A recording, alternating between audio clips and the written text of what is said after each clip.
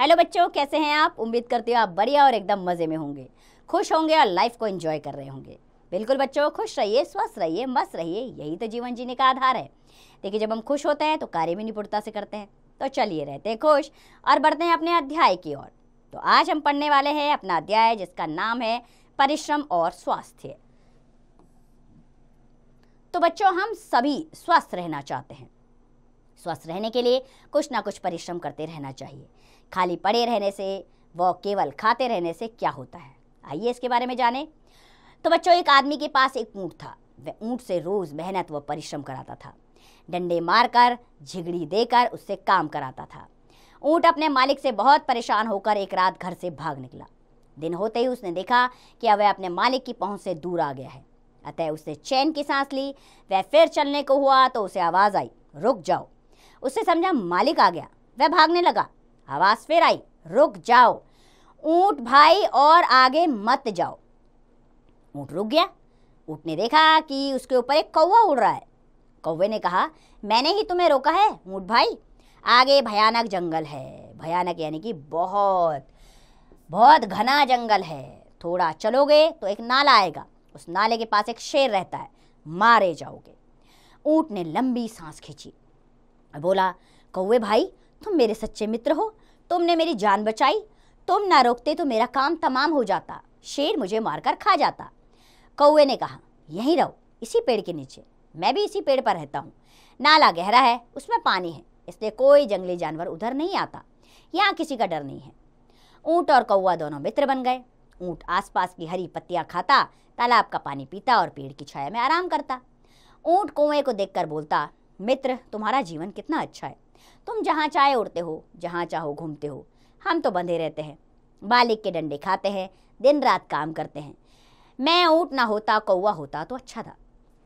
कौवे ने अपनी तारीफ सुनी तो काँव काँव करके हंसने लगा। ऊंट को यहाँ रहते 6 महीने हो गए। कुछ काम ना करने से उसकी सेहत खराब हो गई। उसका पेट मोटा हो गया, हाथ पैर मोटे हो गए। अब उसमें चुस्ती नहीं रही, उससे चला भी नहीं जाता। पेट खराब रहने लगा। एक दिन उसने कौवे से कहा कि मित्र, यहाँ आकर मैं बीमार सा क्यों हो गया हूँ। तो कौवे ने कहा, मित्र, परिश्रम ना करने से शरीर के अंग बेकार हो जाते हैं। हम मीलों उड़ते हैं, भोजन ढूंढते हैं, तिनके लाकर घोंसला बनाते हैं। दूसरों के लिए ना सही, अपने लिए ही परिश्रम तो करते हैं। ऊंट को कौवे की बात समझ में आ गई। वह परिश्रम का महत्व समझ गया। परिश्रम यानी कि मेहनत, वो परिश्रम का महत्व समझ गया। और पक्षियों के पास उनके पंख परिश्रम के साधन हैं। हिंसक पशु, हिंसक कौन होते हैं? जो हिंसा करते हैं। हिंसक पशु अपने शिकार के लिए परिश्रम करते हैं। अहिंसक पशु हिंसक पशुओं से बचने के लिए परिश्रम करते हैं। मेरे परिश्रम का साधन तो मेरा मालिक है। उसके डंडे मुझे परिश्रम करवाते हैं मुझसे, और मेरे शरीर के अंग स्वस्थ रहते हैं। ऊंट धीरे धीरे चलता हुआ अपने मालिक के पास लौट आया।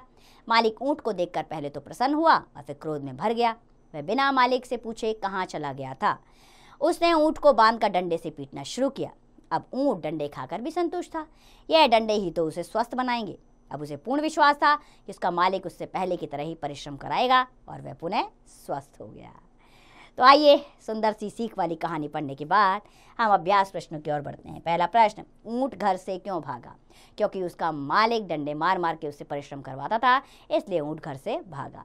बाकी के प्रश्नों के उत्तर भी आप इसी प्रकार दीजिएगा बच्चों, अध्याय के अनुसार। अगले प्रश्न पर आते हैं। रिक्सान भरना है। आगे एक डैश जंगल है, आगे एक भयानक जंगल है। तो यहाँ आप लिख देंगे भयानक। ठीक है, बाकी के रिक्सान भी इसी तरह भरिएगा पाठ के अनुसार। अगले प्रश्न सही गलत पे आ जाते हैं। पहला वाक्य है, ऊंट भयानक जंगल में घुस गया। बिल्कुल गलत, उससे पहले ही कौवे ने रोक दिया था, तो मैंने क्रॉस का निशान लगा दिया। बाकी के भी वाक्य पढ़िए और सही गलत का निशान स्वयं लगाइए। अध्याय से अनुसरण पर आते हैं। यदि आपको आपके माता पिता द्वारा कोई परिश्रम करने का कार्य दिया जाता है तो क्या करेंगे आप? खुशी खुशी कार्य पूर्ण करेंगे, कोई बहाना बनाकर कार्य करने से बचेंगे, कोई शर्त लगाकर कार्य करने के लिए कहेंगे। तो मेरे अनुसार माता पिता की आज्ञा आपको तुरंत मान लेनी चाहिए और आप पहला वाला विकल्प जरूर चुनेंगे। तो चलिए अब अगले प्रश्न की ओर बढ़ते हैं बच्चों। लेखन अभ्यास आ गया है। यहाँ पर कुछ शब्द दिए गए हैं, इनको 4 बार आपने लिखना है। इससे क्या होगा, आपका लेखन अच्छा हो जाएगा और ये शब्द भी आपको याद हो जाएंगे। चलिए भाषा अभ्यास पर आ जाते हैं। वाक्य का प्रयोग करना है शब्दों का। घोंसला, सभी पक्षी अपना अपना घोंसला बनाकर रहते हैं। इसी प्रकार बाकी के शब्दों का वाक्य प्रयोग आप अपने शब्दों में कीजिएगा। अगला प्रश्न है विराम चिन्ह, अनुच्छेद पूरा करना है विराम चिन्ह लगा के। तो ये वाला अनुच्छेद आपने दोबारा लिखना है, सही विराम चिन्ह लगाइए। जहाँ पूर्ण विराम आएगा, जहाँ प्रश्नवाचक चिन्ह आएगा, जहाँ अल्प विराम आएगा, सही जगह पर लगाइए और अनुच्छेद दोबारा लिखिएगा। अगले प्रश्न पर आ जाते हैं बच्चों। निम्नलिखित शब्दों के दो दो पर्यायवाची लिखिए। ठीक है, पक्षी, पक्षी का पर्यायवाची खग और पंछी। ठीक है, इसी प्रकार बाकी के शब्दों के पर्यायवाची आप स्वयं लिखेंगे।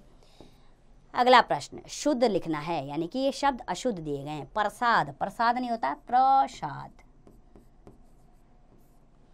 चलिए मैंने ये शुद्ध कर दिया है, बाकी के शब्दों को शुद्ध आप स्वयं कीजिएगा। योग्यता विस्तार का प्रश्न आ गया हमारे सामने। परिश्रम करने से शरीर स्वस्थ बना रहता है, शरीर में चुस्ती फुर्ती रहती है। अधिकांश लोग सुबह उठकर सैर करते हैं, व्यायाम करते हैं। आप अपने शरीर को स्वस्थ रखने के लिए क्या करते हैं? ये तो बहुत ही आसान प्रश्न है। आप भी ज़रूर व्यायाम करते होंगे, कैसे करते हैं, क्या करते हैं, आपकी दिनचर्या क्या है, इसके विषय में आप यहाँ पर लिखेंगे। तो बच्चों, व्यायाम तथा परिश्रम करने से बहुत लाभ होते हैं, इसलिए इन्हें अपनी दिनचर्या में शामिल कीजिए।